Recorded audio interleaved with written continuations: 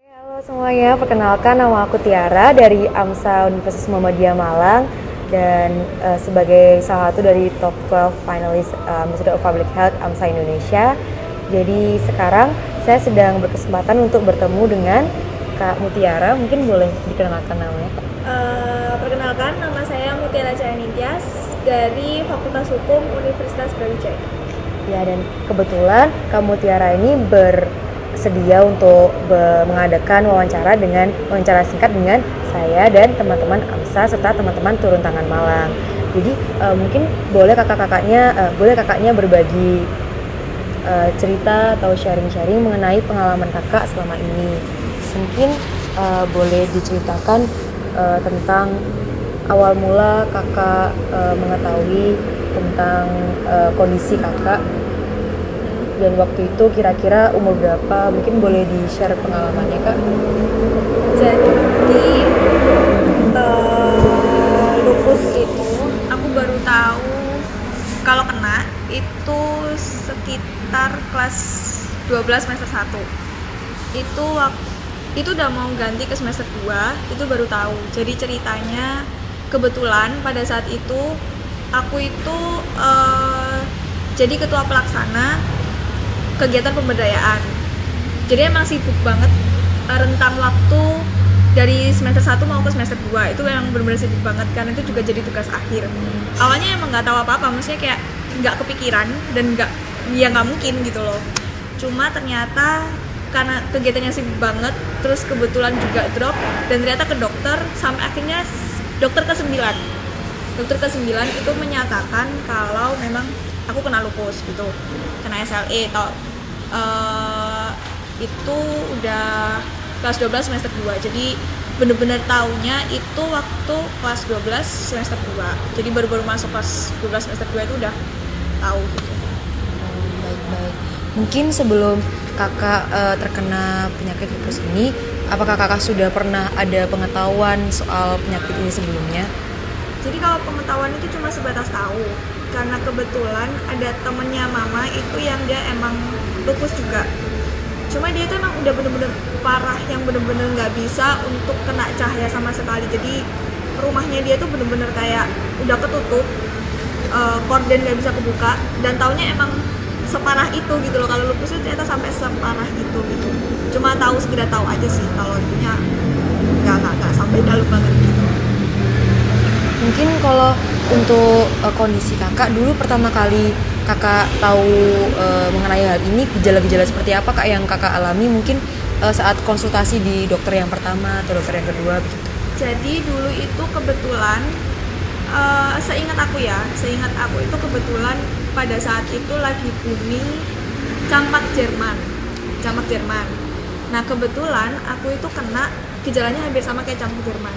Jadi bisa dibilang 5-6 dokter yang awal itu bilang ini cuma virus, ini campak Jerman gitu. Cuma tesnya emang nggak ada yang mengarah ke sana gitu loh. Cuma pada bilang itu virus gitu.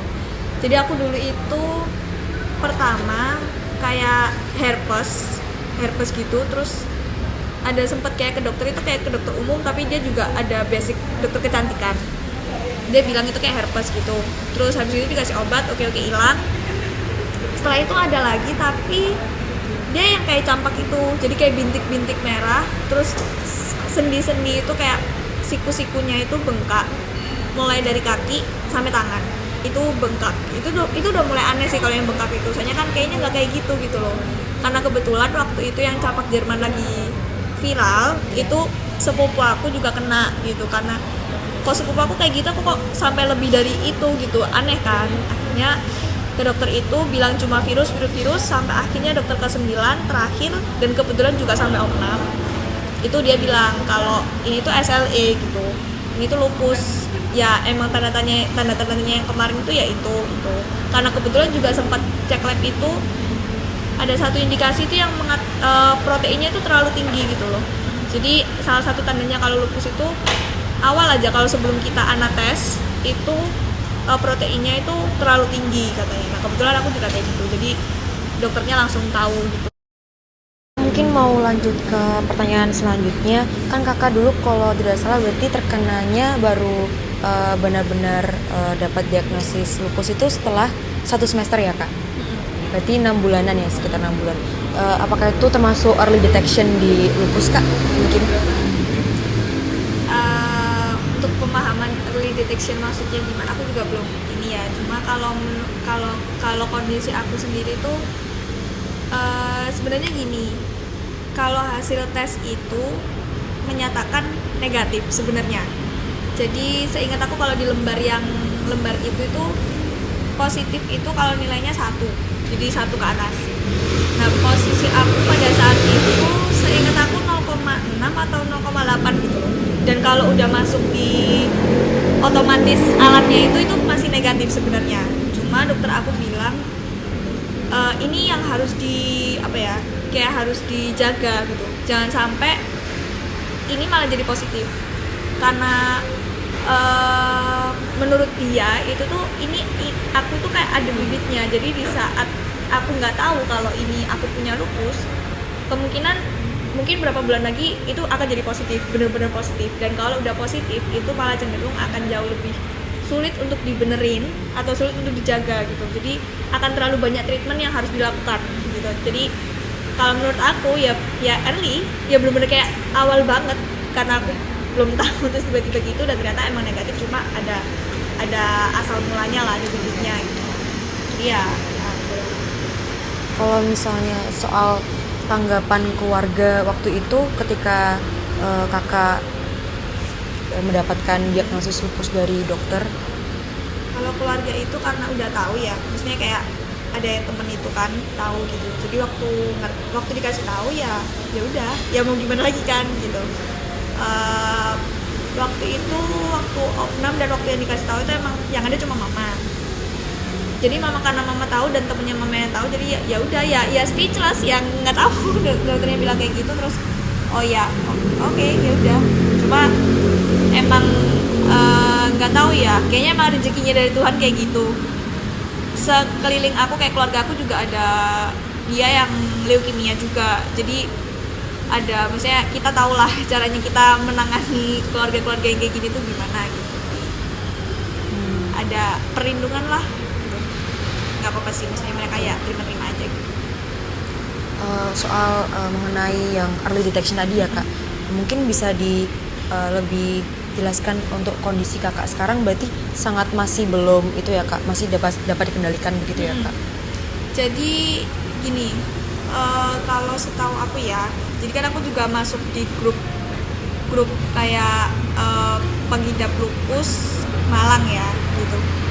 Mereka itu bener-bener ada, aku dulu pernah dapet itu namanya obatnya itu imuran. Dan setahu aku memang imuran ini itu tuh buat kayak mereka yang bener-bener emang udah kuat banget gitu. Dia menekan imun ini bener-bener kuat banget. Jadi itu aku awal sempet dapat obat itu, cuma ternyata memang kayaknya aku belum perlu. Akhirnya aku diberhentikan untuk obat itu gitu. Jadi akan jauh lebih mudah untuk mengendalikan punya aku daripada punya orang-orang yang udah jauh lebih melangkah lebih jauh lagi gitu. Mungkin kalau dari keluarga kan seperti itu. Mungkin untuk teman-teman kakak sendiri dulu pertama kali itu apakah kakak sempat share ke teman kakak atau gimana? Iya, kebetulan karena teman, ya kebetulan karena juga masih SMA ya, jadi itu. Dan semester 2 itu emang kalau udah semester 2 mau lulusan kan pasti kayak ujian praktek dan sebagainya gitu. Waktu tahu itu emang mau nggak mau harus bilang ke sekolah kan, harus bilang ke teman-teman juga, karena ada khusus yang harus dilakukan gitu.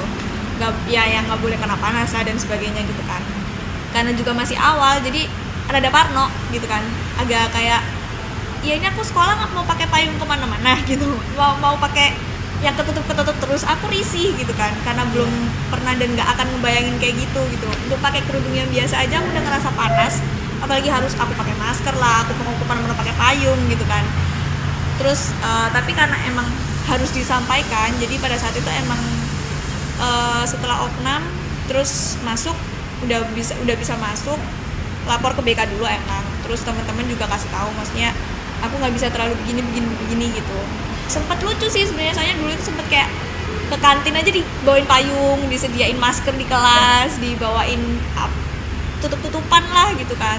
Cuma ya mereka bisa nerima lah, maksudnya ya mau nggak mau kan harus, ya masih temen kan gitu, jadi tetap dia masih ditemenin lah, masih tetap.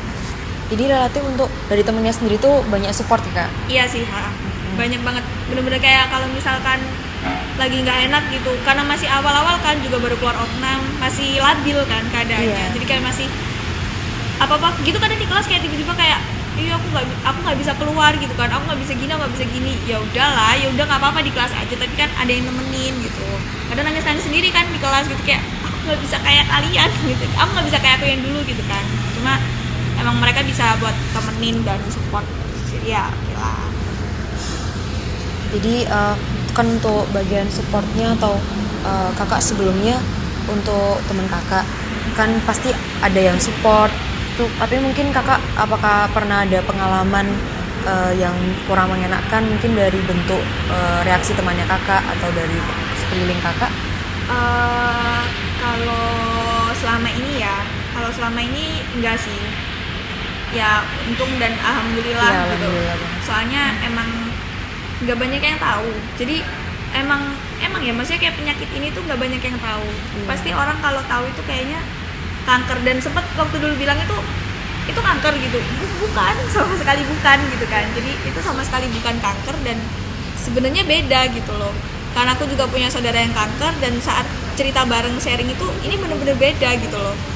Terus waktu bilang oh gitu ya, justru mereka kayak jadi mereka yang ketakutan sebenarnya, jadi kayak mereka yang Mut jangan gitu, Mut mending nggak usah deh, mending kayak gitu. Jadi ada malah apa ya, aku ngerasa kayak sebenarnya mereka ini bisa kok, maksudnya mereka nggak menolak keberadaan kita gitu loh, jadi tetap ada supportnya yang seru lah, yang seneng gitu.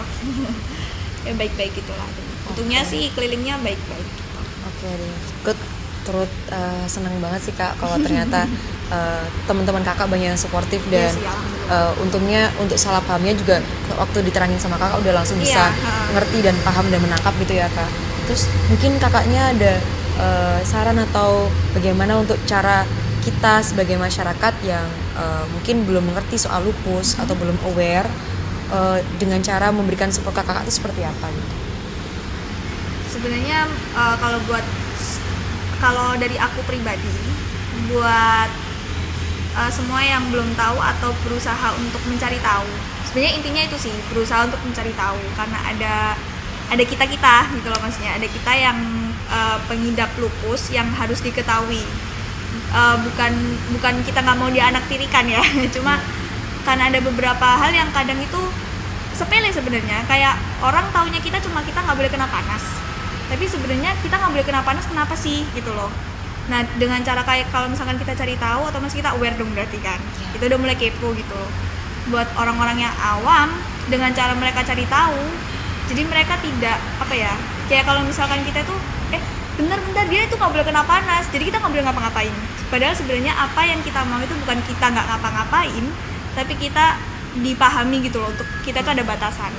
Kita bisa kok ngapa-ngapain, kayak lari, atau misalnya kita jalan-jalan pagi, atau apapun lah, panas-panas jam 12 malam keluar boleh kok gitu. jam 12 siang jam 12 siang keluar juga boleh gitu. Cuma kita pakainya gini, kita yang kalau orang lain pakainya yang tipis-tipis, kalau panas-panas kita jauh lebih tebal gitu. Cuma kita perlu dipahami aja kalau memang ada sisi kita yang berbeda, tapi kita masih bisa kok kayak kalian gitu. Jadi intinya di situ aja sih.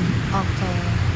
Jadi makasih banget nih Kak udah mau sharing-sharing dengan kita yang mungkin masih pengetahuannya masih kurang banget, apalagi kita masyarakat mungkin yang belum tahu, bahkan belum tahu apa itu lupus, belum tahu apa itu bedanya mungkin lupus dan kanker. Kadang-kadang masih sering dengar-dengar mitos soal lupus. Dengan kayak gini mungkin kita bisa mengerti lebih dalam dan langsung dari narasumber yang terpercaya.